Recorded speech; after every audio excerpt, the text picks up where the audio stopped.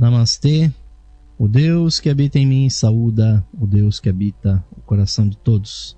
De cada um de vocês, ouvintes, sejam bem-vindos a mais uma edição do programa Lux Esotérica, que está se iniciando nesse momento com muita satisfação, trazendo para vocês de segunda a sexta-feira os temas da espiritualidade, do ocultismo, do esoterismo, da teosofia. E nessa fase do nosso programa, ouvintes, nós estamos levando para vocês as temáticas das ciências e tradições ocultas, utilizando o maravilhoso livro de Manly Palmer Hall, The Secret Teachings of All Ages, como base para os nossos estudos. E no dia de hoje nós estamos chegando aqui a um ponto do nosso estudo para estudarmos o simbolismo das flores, das plantas, frutos e árvores.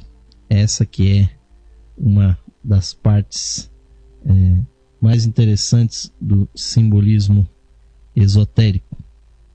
E com certeza estaremos falando da natureza.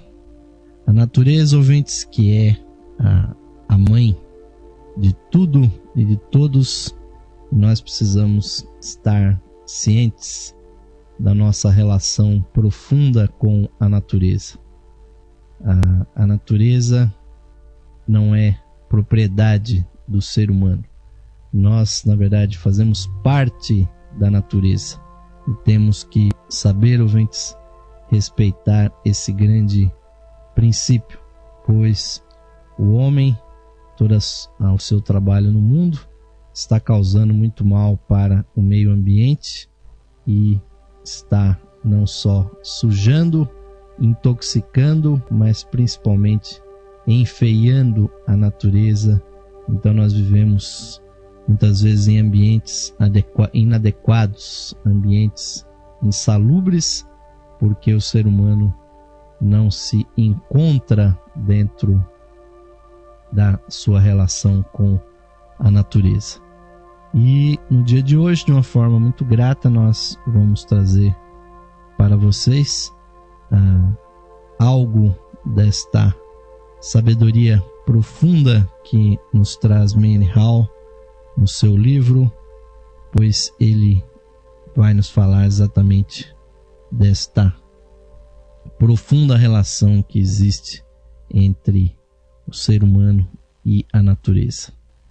Mas antes de passarmos aqui a comentar o livro do Manly Hall, porque ele já entra de sola aqui num tema bastante difícil para aqueles que estão chegando agora na temática espiritualista, nós temos que saber, ouvintes, que todo o sistema do corpo humano, toda a atividade, a nossa presença aqui na Terra, na verdade é uma expressão da nossa divindade.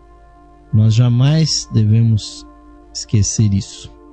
E como muitos e muitos escritores têm colocado, como as próprias escrituras sagradas do cristianismo colocam, o corpo do homem é o templo do Espírito Santo.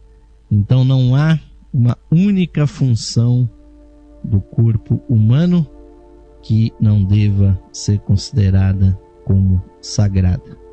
Desde as capacidades sensórias, desde o funcionamento das nossas células, das nossas glândulas, desde as possibilidades de percepção que nós temos, até o nosso sistema ingestor ou digestivo, até o nosso sistema excretor, a produção de substâncias que o corpo humano faz, tudo, ouvintes, está em profunda conexão com a natureza.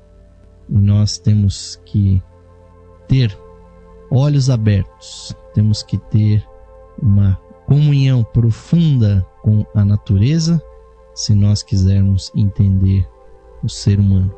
pois como nós dissemos no início, o ser humano é parte integrante da natureza.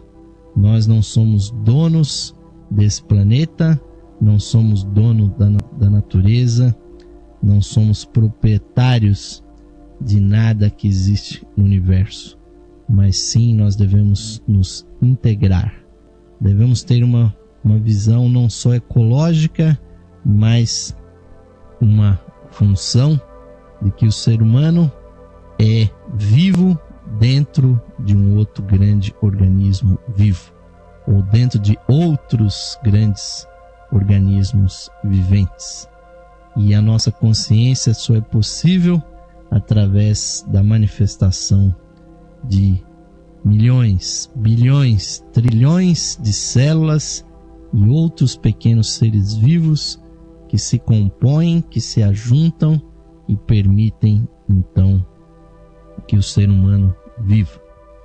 E um grande princípio espiritual que nós abordamos aqui há meses atrás, não nesse ano, mas há anos atrás, que são as leis herméticas, nos falam, ouvintes, de um grande princípio que está na natureza, que é o princípio da polaridade. A polaridade está presente em tudo. E nós, ouvintes, temos que aprender que essas polaridades também se manifestam na fauna, na flora e também no nosso gênero humano. Então, os seres humanos, homens e mulheres, manifestam cada um uma das grandes polaridades. E é a sua junção, é a sua comunhão que fazem com que a nossa espécie possa procriar e possa continuar e se multiplicar sobre esse planeta. E é praticamente o que nós mais estamos fazendo nos dias de hoje, mas infelizmente de uma forma inconsciente. Nós temos que estar mais conscientes, ouvintes, desses princípios. Então, ao falar do simbolismo oculto que a natureza, que as suas plantas, suas árvores, suas flores, seus frutos possuem, nós estamos falando desta manifestação da lei das polaridades, ouvintes. Feminino, masculino, negativo e positivo estão aí das mais diversas formas. E o esoterismo, a religião também usa como símbolo esses princípios. Então, Manly Hall entra logo falando de cara aqui. A Ione e o Falo eram adorados por quase todos os povos antigos como símbolos apropriados do poder criativo divino. Então ele começa exatamente falando desse símbolo que é a Ione, o grande símbolo da polaridade feminina, e do Lingam, ou do Falo, que é o símbolo da virilidade ou da manifestação masculina. Então ele nos coloca e vai nos expor exatamente como esses dois princípios são expostos nos mistérios antigos. Então ele nos diz que simbolicamente são símbolos de Ione, ou do princípio feminino, né? Que nós estamos aí exibindo símbolos indianos clássicos, né? Que lamentavelmente no Ocidente nós não temos símbolos tão tácitos, tão claros como esses. Mas ele nos diz que tanto o Jardim do Éden, com a sua luxuriosa natureza, como também a arca, ou que nas histórias cristãs e na Bíblia representam essa capacidade de receber de conduzir pelas águas, das águas tumultuadas, os seres, como também os grandes portais dos templos, das igrejas, dos grandes locais sagrados, não só no Ocidente, como no Oriente, e também o véu dos mistérios, ou como é conhecido, a Vesica Piscis, né? Esse grande símbolo que nós expusemos aqui quando falamos da matemática e da numerologia. Todos esses símbolos são representativos do princípio gerativo, regenerativo da natureza.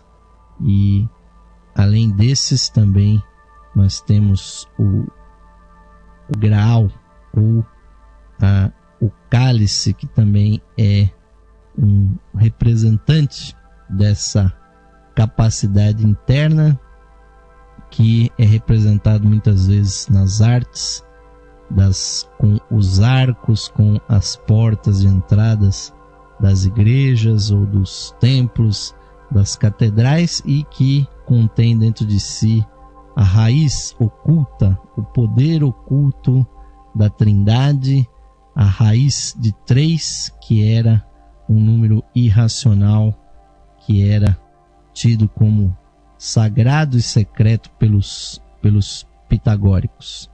Todos esses símbolos, eles representam exatamente o princípio feminino, o princípio que é capaz de manter no seu útero a capacidade reprodutiva e geradora. Então a arte sacra, a arte religiosa, ela tem usado esses símbolos para representar das mais diversas formas, e aqui nós só falamos alguns deles, esse poder gerativo, e que é feminino.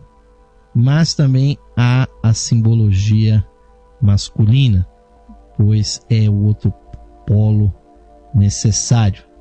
Então, além desses que já foram abordados, e que o Graal, o cálice, é o último dos símbolos femininos, quando nós abordamos, por exemplo, a figura da pirâmide, com a sua forma, com o poder que as grandes pirâmides já construídas possuem, ou quando nós falamos do simbolismo dos obeliscos, que na verdade são pirâmides elevadas, e já expusemos aqui para vocês exatamente o simbolismo do obelisco, que representa o homem aperfeiçoado, porque no topo de todo obelisco deve haver uma pirâmide.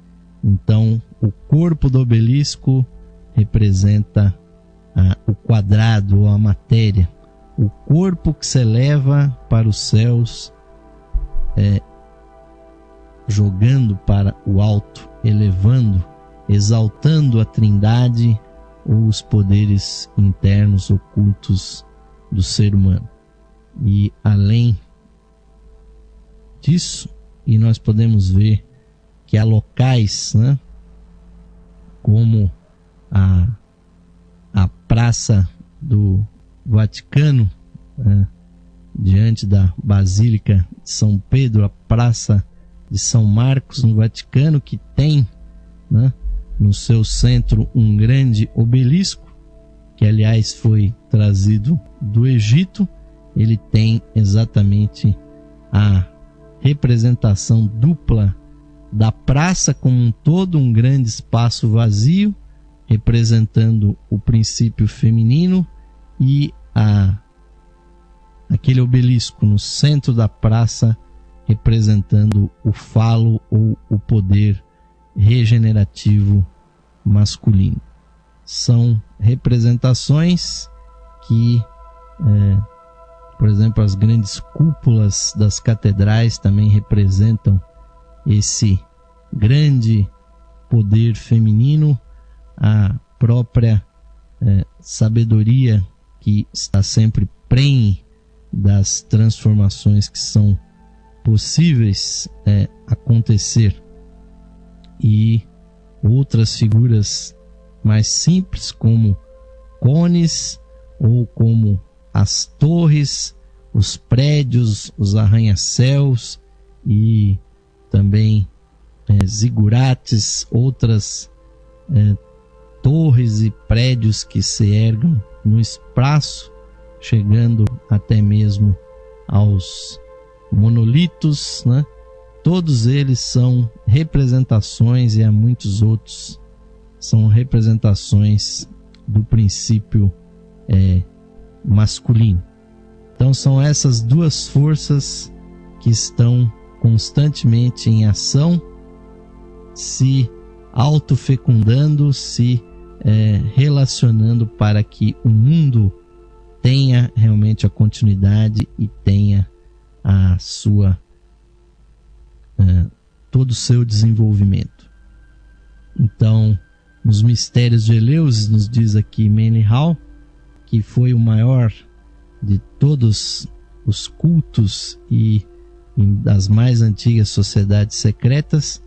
Então, estabelecia um padrão muito elevado do ponto de vista moral, em que se poderia falar exatamente dessas coisas sem, obviamente, se cair na obscenidade.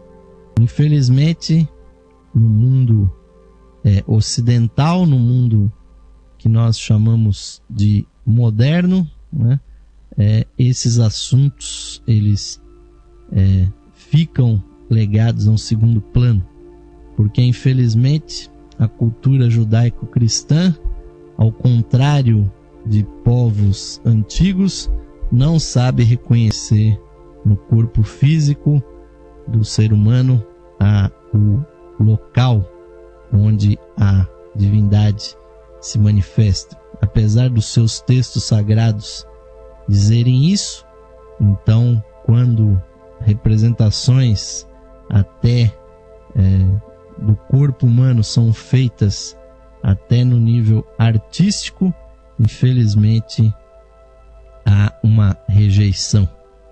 Então nós temos que saber separar muito bem isso, queridos ouvintes, porque não existe nada mais divino, não existe nada mais conectado com a verdadeira espiritualidade do que o corpo do ser humano.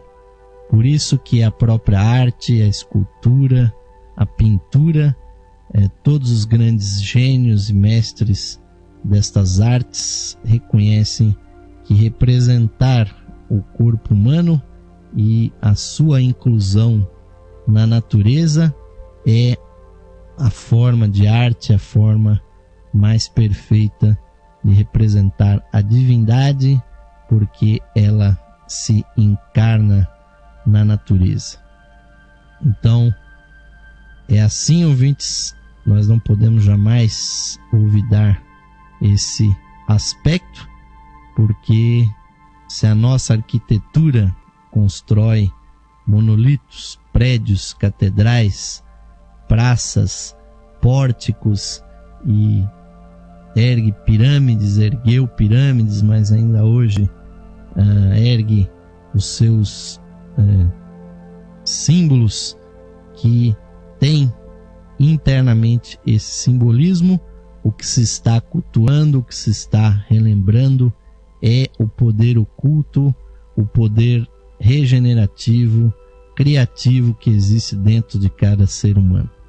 Não há nada de obsceno, não evoca de forma alguma uma sexualidade desregrada e nem sugere de forma alguma isto.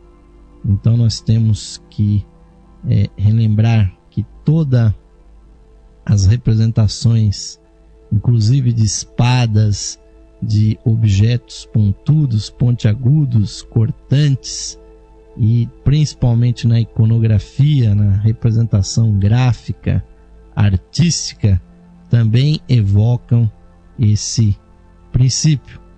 Então, para os povos antigos, a Trindade se manifesta na terra como a Sagrada Família. Pai, mãe e filho são manifestações dessas forças que se manifestam da maneira própria no corpo humano. Então, mesmo que contrariamente aos ditames da razão, nos diz aqui Manly Hall, foi estabelecido um padrão que afirma que a inocência da nossa espécie e, obviamente, a sua ignorância é algo a se desejar do que a virtude que nasce do conhecimento. Então nós propomos exatamente o contrário. Nós precisamos conhecer esses princípios para reconhecê-lo nas manifestações.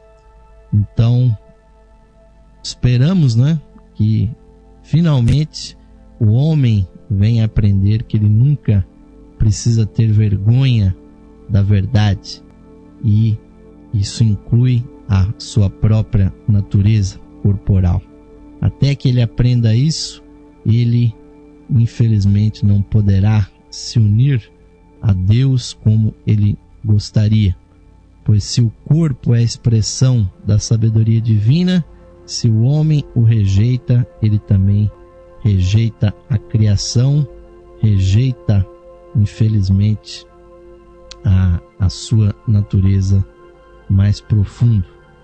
Então, mesmo que os textos sagrados digam que o corpo é o templo vivo de Deus, ao mesmo tempo nós vemos das mais diversas formas se declarar que a matéria e a função do corpo, desse que é o templo, segundo os textos sagrados, seja impuro e que seja uma ofensa se estudar suas funções e os sentimentos e a sensibilidade que ele provoca. Então, por esta atitude mórbida, o corpo do homem, do ser humano, a casa de Deus, é, de certa forma, degradado e caluniado. Então não adianta se tentar evitar as representações gráficas, que poderiam evocar o simbolismo fálico, o falicismo, que não é simplesmente desenhar ou mostrar algo que relembre o membro sexual masculino, ou que, como os orientais fazem de forma mais gráfica, a união de Yoni e de Lingam, que sem o qual, obviamente, não poderia haver nenhum ser humano nesta terra. Não adianta se tentar evitar simplesmente a representação e se excluir isso do imaginário das pessoas, porque ele já está intrinsecamente dentro de cada ser humano. Então nós não podemos negar o que é natural, e outros povos antigos tinham exatamente uma sabedoria, uma cultura que incluía muito mais claramente o ser humano dentro dessa representação.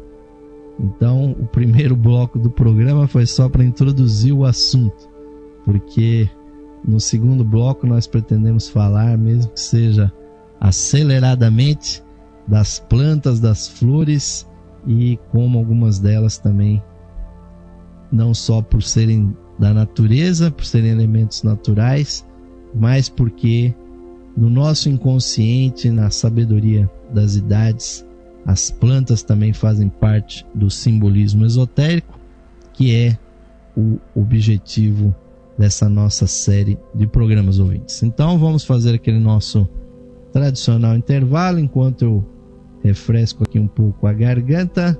Vocês vão ficar aí mais uma vez com a locutora do Google aí, fazendo o convite para vocês virem nos apoiar, se integrar aqui no hall dos associados e simpatizantes aqui da Levir. Precisamos da sua ajuda para manter esta iniciativa e todas as outras iniciativas que nós propusemos e há 15 anos estão no ar aí, ouvintes, beneficiando milhares de pessoas que buscam diariamente na internet.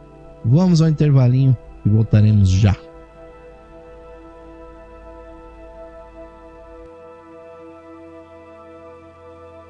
Esotérica FM, iluminando seu coração.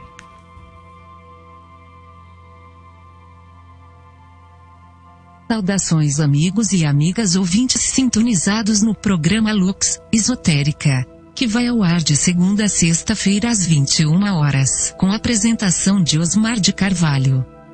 Você, caro amigo ou amiga, pode auxiliar a continuidade de nossos trabalhos, patrocinando as atividades da Loja Esotérica Virtual e da Esotérica FM. Você pode ser nosso patrocinador, associando-os por meio de uma pequena quantia que auxilia na manutenção de nossas atividades, que estão a serviço da qualidade de vida de nossos ouvintes. Você pode se associar visitando o site da Loja Esotérica Virtual, a Levir, no site em levir.com.br e clicando na opção de associação. Nós retornaremos a você o seu patrocínio por meio dos brindes de associação. Associe-se hoje mesmo, amigo ou amiga ouvinte, e receba o seu mapa numerológico, baseado em seu nome e data de nascimento. Este estudo revelará para você o poder oculto do seu nome, suas influências, as facilidades e obstáculos que as vibrações do seu nome provocam em sua vida, além das análises do seu número da personalidade, da alma, número de origem, de destino, número anual. Você receberá previsões com as tendências mensais para a sua vida. Além do seu mapa numerológico, ao se associar você receberá também um CD com todas as conferências disponíveis no site da Loja Esotérica Virtual. São mais de 300 palestras tratando dos mais diversos assuntos espiritualistas, que você poderá ouvir no seu computador, ou no seu equipamento de áudio portátil. Amigo ou amiga, grato por sua audiência e o seu prestígio, e aos que tiverem disponibilidade material, somos gratos pelo seu patrocínio por meio da sua associação na Loja Esotérica Virtual. Sua ajuda e patrocínio garantem as condições para a continuidade de todos os nossos trabalhos e da continuidade da programação da Rádio Esotérica FM. Obrigado, amigos e amigas ouvintes, pelo seu apoio. Que Deus possa abençoar a todos os ouvintes da programação da Rádio Esotérica FM.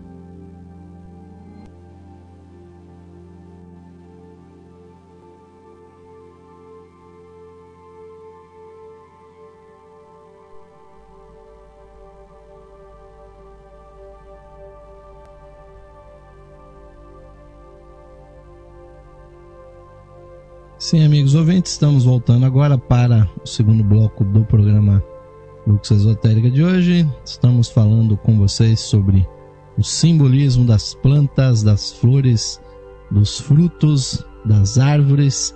E antes de chegar nesse assunto, tivemos que falar da árvore, que é o próprio ser humano, nos incluindo, obviamente, dentro desse simbolismo que nós pretendemos trazer também. Então, quando nós falamos, dentro do simbolismo esotérico, do simbolismo das plantas, das árvores, das flores, na verdade, ouvintes, nós estamos trazendo algo do simbolismo que está muito profundo, arraigado na tradição esotérica, pois a tradição esotérica é muito mais antiga do que qualquer outra coisa que reconheça a nossa ciência, a nossa história, a nossa arqueologia. Então, as plantas, as flores, as árvores sempre foram escolhidas como símbolos por muitas razões, a grande variedade da flora tornou possível encontrar praticamente uma planta ou uma flor que se adequasse a qualquer tipo de condição material ou abstrata. Então elas são ótimas como símbolos. Então uma planta pode ser escolhida como símbolo por causa dos mitos que com ela se relacionam e da sua origem, como as histórias de Daphne e Narciso, ou por causa do ambiente peculiar em que elas prosperam, como a orquídea e o fungo, e devido à sua forma significativa, como a flor da paixão e o lírio da Páscoa. Quer seja também pelo seu brilho ou pela sua fragrância, como a flor da verbena ou da alfazema, ou porque por sua forma são preservadas a beleza eterna. Então, devido a essas muitas características, principalmente as flores e algumas plantas são sempre usadas dentro de um simbolismo mais amplo. E nós vemos aí até no nome das pessoas, né, como o meu mesmo, né, Osmar de Carvalho, né, e nós vemos os Carvalhos, os Oliveiras, os Silvas, né, Silva, que significa floresta, né? Então no Brasil nós temos duas grandes famílias, né? O dos Silva, que representam aqueles que habitavam na parte do interior, na floresta, e os Costa, né? Que são residentes do litoral.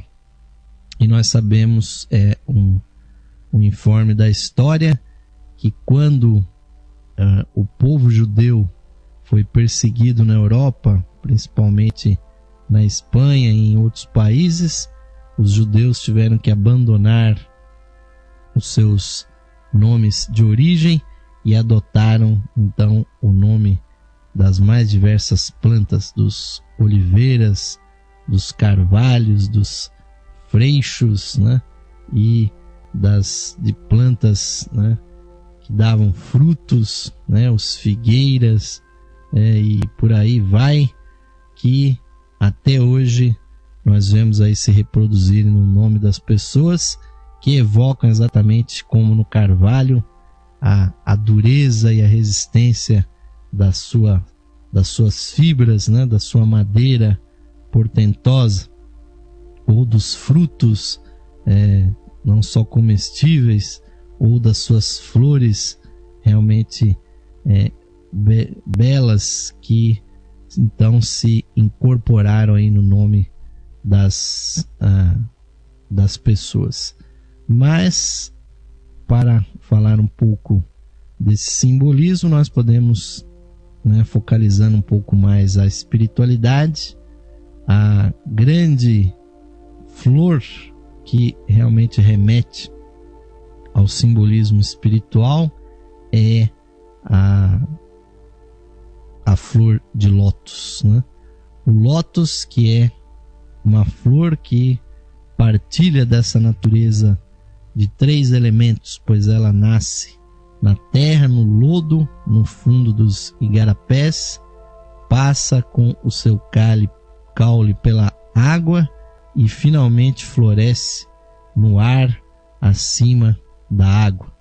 Então, por essa tríplice natureza, então ela era adorada no Egito e na Índia, no Oriente em geral, pois obviamente ela representa a própria evolução espiritual do ser humano, que vem desde lá de baixo, dos reinos inferiores, subindo então pelo desenvolvimento da emoção, da sensibilidade representada pelas águas, e vai subindo até finalmente florescer no ar.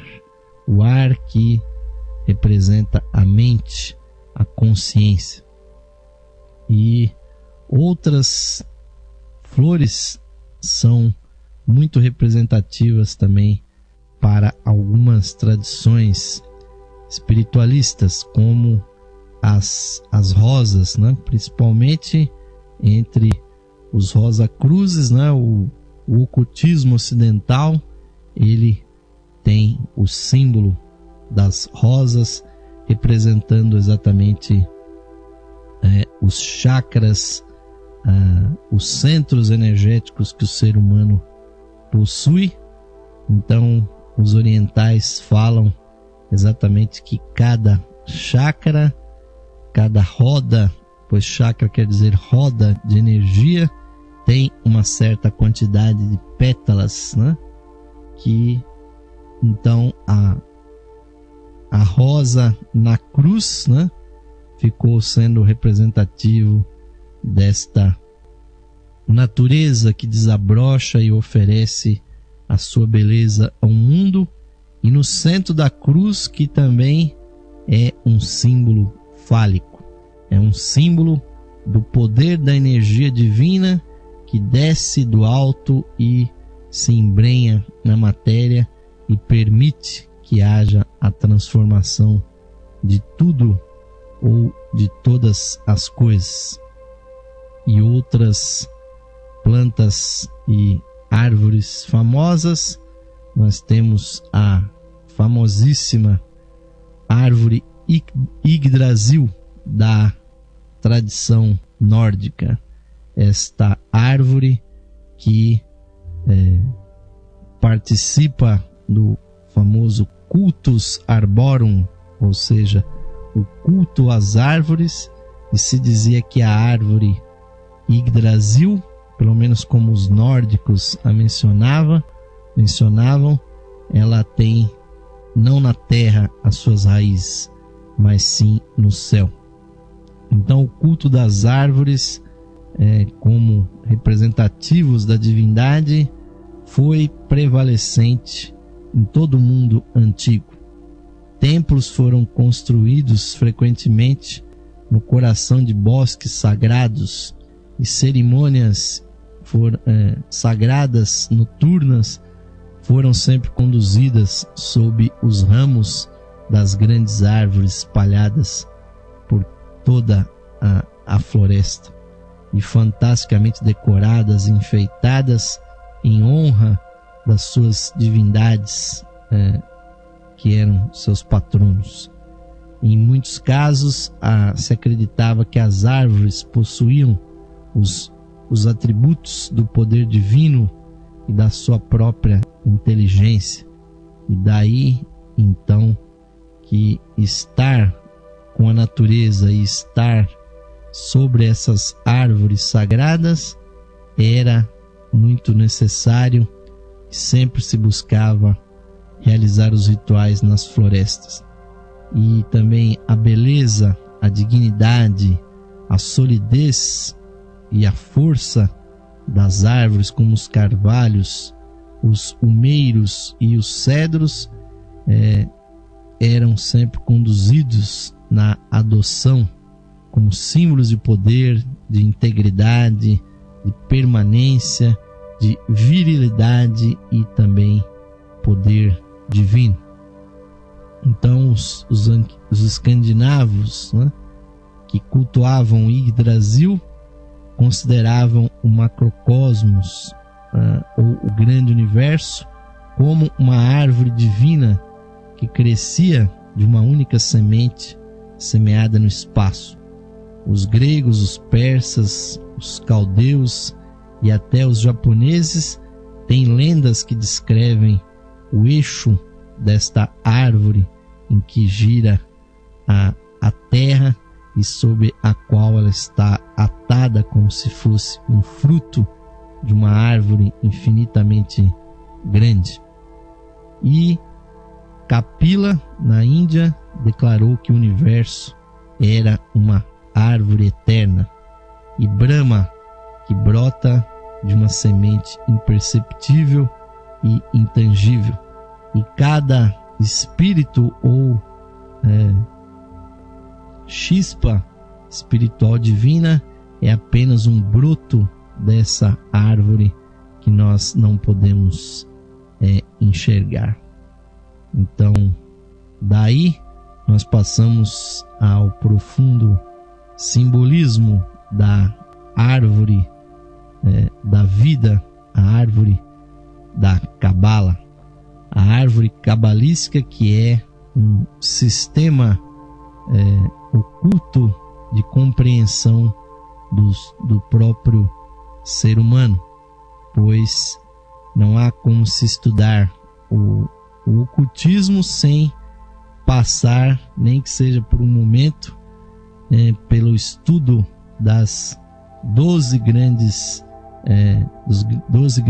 pontos da árvore da vida cabalística e dos seus caminhos e das passagens entre esses princípios, pois também ela representa a grande comunhão das energias e dos princípios, espirituais que existem do mundo, pois de Malkuth até o Ein Sof nós temos desde o plano físico até o plano espiritual.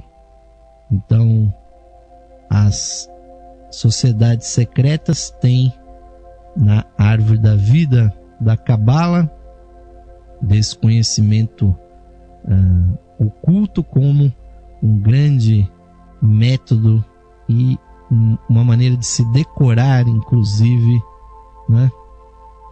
esses princípios espirituais, que obviamente não é o nosso objetivo aqui discutir os pontos da árvore da vida.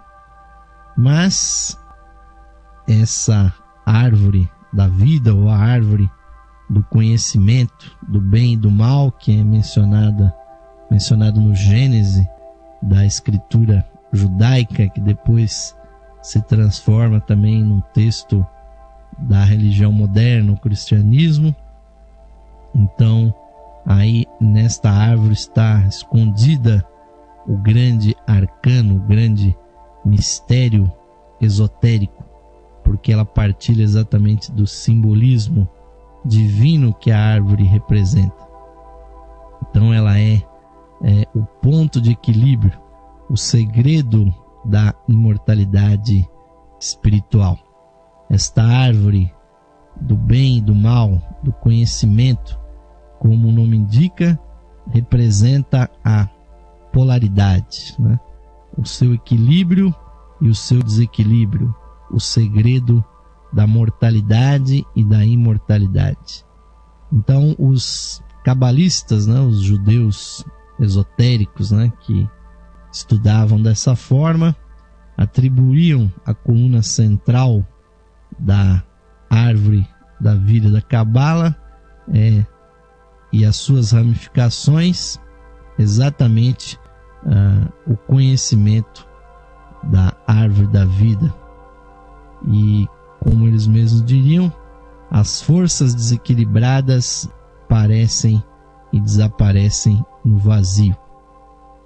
E aquele fruto, supostamente uma maçã, que Adão e Eva consumiram, na verdade Eva que depois leva para Adão, ela representa o conhecimento dos processos da procriação, e não só física, mas também metafísica, pelo despertar do qual foi estabelecido então o universo material. A alegoria de Adão e Eva no Jardim do Éden é obviamente um mito cósmico, revelando os métodos de criação individual e universal. E lamentavelmente a história literal, aceita por tantos séculos sem se pensar a respeito, é obviamente absurda se ela não for o condutor de um significado simbólico. Mas o mistério criativo do qual ela é símbolo é uma das verdades mais profundas na natureza. Os ofitas, né, uma das seitas esotéricas judaicas, ou ofitas ou adoradores das serpentes, reverenciavam exatamente essa árvore e aquela cobra edênica, ou seja, a serpente que se apresentou a Eva. Na verdade não era o diabo como muitos imaginam, mas nós já tratamos no nosso último programa de esclarecer que os sábios sempre foram chamados de serpentes, de dragão. Então quem se apresenta, obviamente, lá no Jardim do Éden, como é que o diabo estaria lá no começo da criação? Mas sim, a serpente foi um sábio que não incitou Eva a cometer um crime, mas sim a tomar o jugo, tomar as rédeas da sua própria evolução, entrando para a materialidade, entrando para o desenvolvimento e o processo reprodutivo, que sem o qual, obviamente, não pode existir nada no mundo. E outras árvores, né, como o carvalho, né, que aí me interessa muito pessoalmente, né, por ser de carvalho, né, tanto o carvalho como o cipreste, né, que também é mencionado aqui por Manly Hall, né, ou o pinheiro, né, e outras, né, são árvores de grande importância simbólica. E por que isso? Pois a divindade, o Pai dos mistérios, frequentemente era adorado na forma ou de um carvalho ou de um pinheiro. O Deus Salvador, né, frequentemente o mártir do mundo, sob a forma de uma árvore, é sempre assim descrito. Então o eixo do mundo e da natureza divina na humanidade aparece sob a forma de uma árvore. As deusas, ou o princípio feminino materno, também às vezes é apontado como a árvore do cipreste. E o polo positivo da geração sobre a forma da inflorescência ou das flores que surgem dessas árvores, né? O tirso de Baco, uma longa varinha encimada por um cone de pinho ou um cacho de uvas interligadas com era ou folhas de uva videira, às vezes era tida também como o símbolo da virilidade solar, como simbolizado no cone das uvas, por exemplo.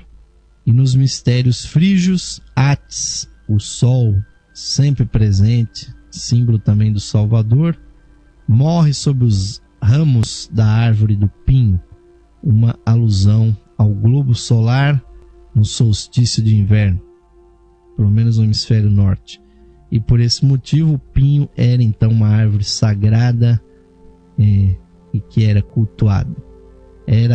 Esta árvore também foi sagrada nos mistérios de Dionísio e Apolo.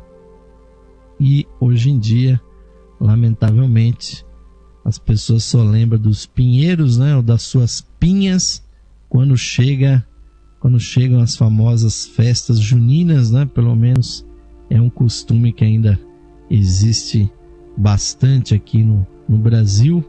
Nós ainda entramos, mesmo que subsidiariamente, em contato com esse simbolismo.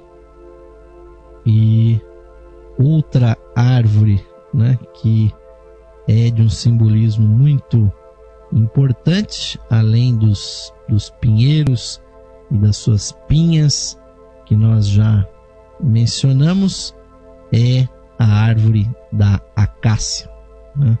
A acácia, que é um dos símbolos mais gráficos do Sol, devido exatamente à sua coloração das suas flores ser amarela.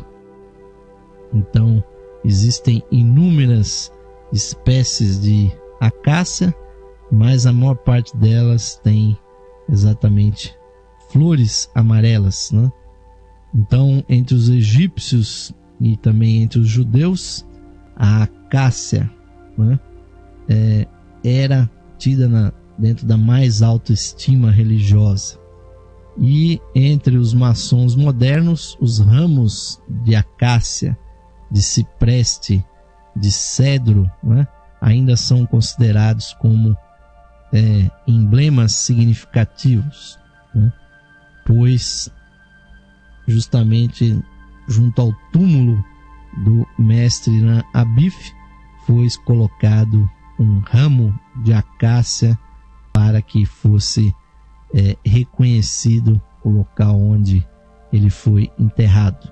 Então, essa planta é muito importante para a maçonaria.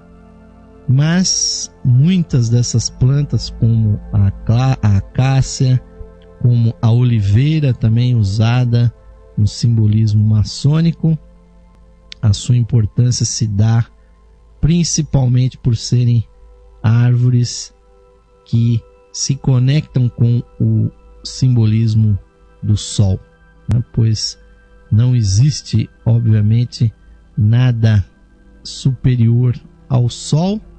Então as construções ou as edificações que eram feitas com a madeira dessa árvore sempre se dedicava ao Sol, e também a acácia com as suas flores amarelas,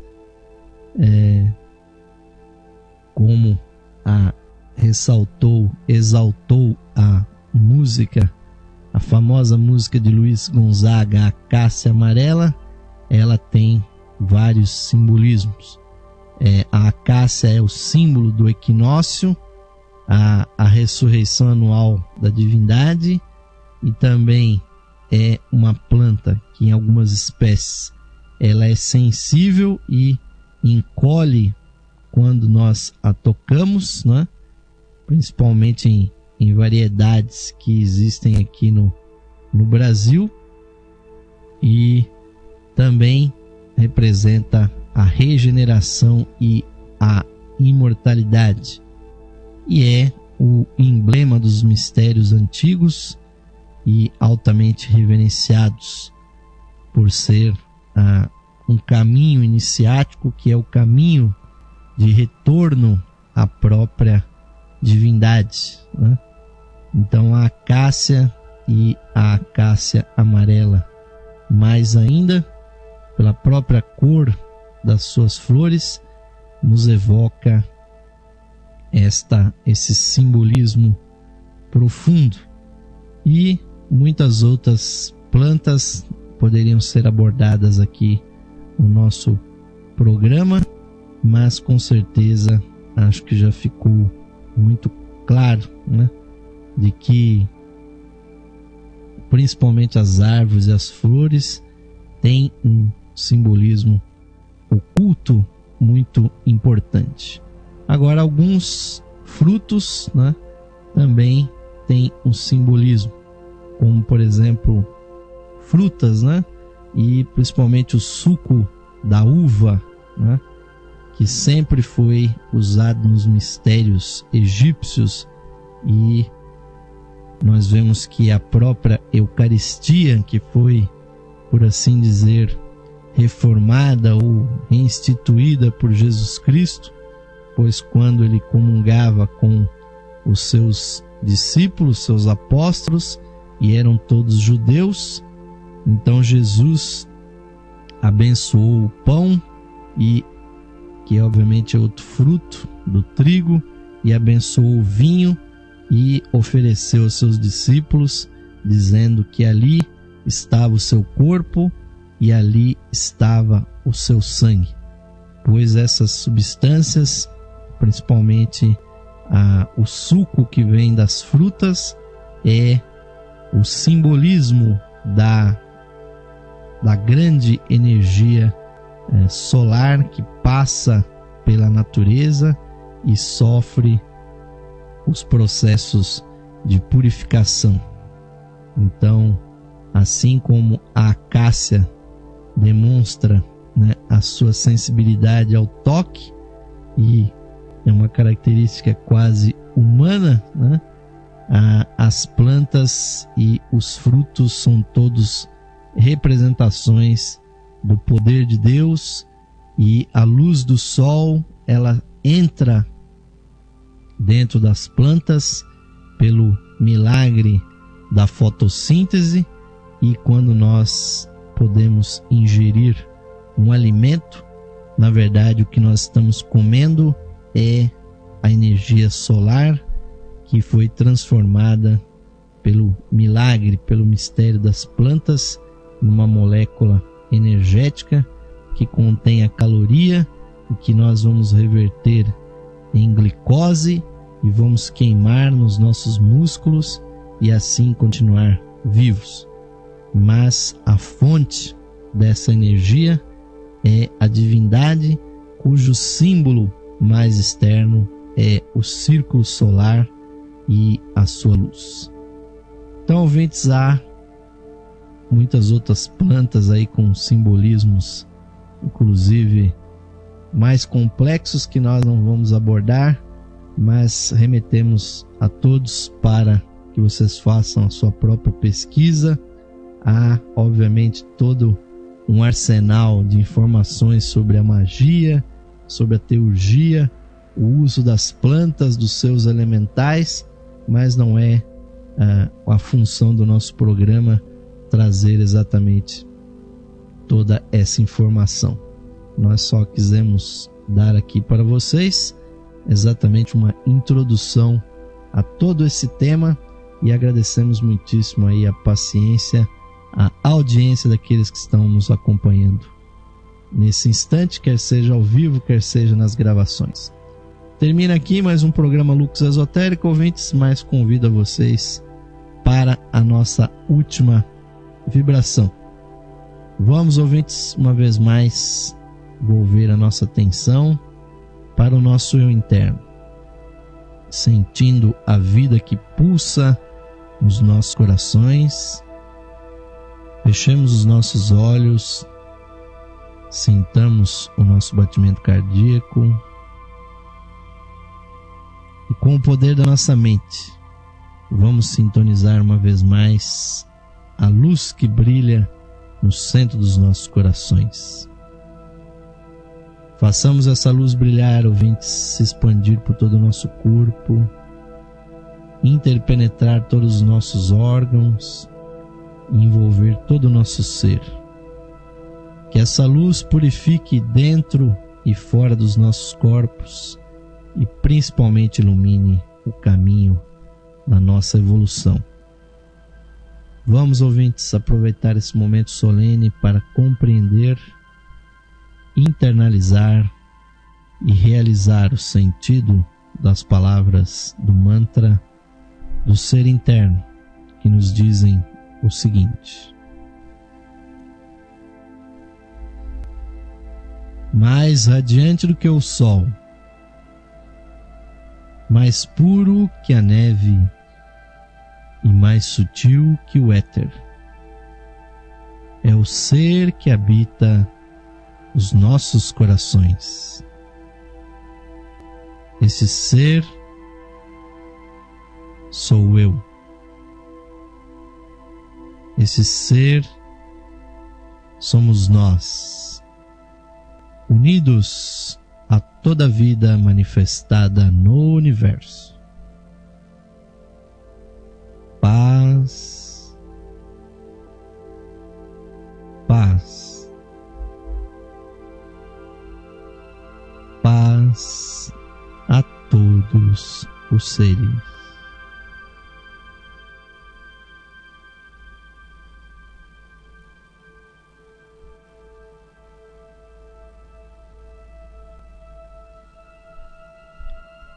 Namastê, Om Shanti.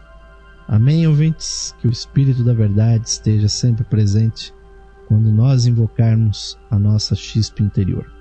Agradecemos uma vez mais a audiência e o prestígio de vocês.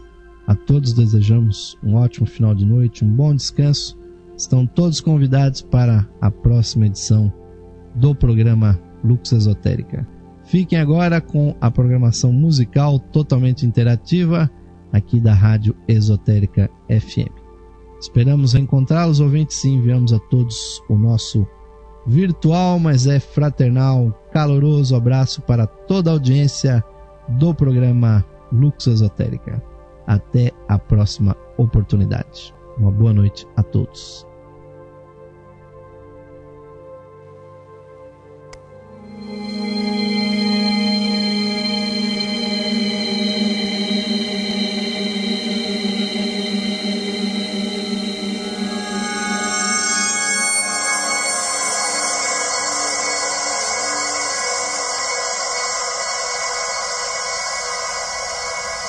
Saudações, ouvintes sintonizados aqui na frequência digital da Esotérica.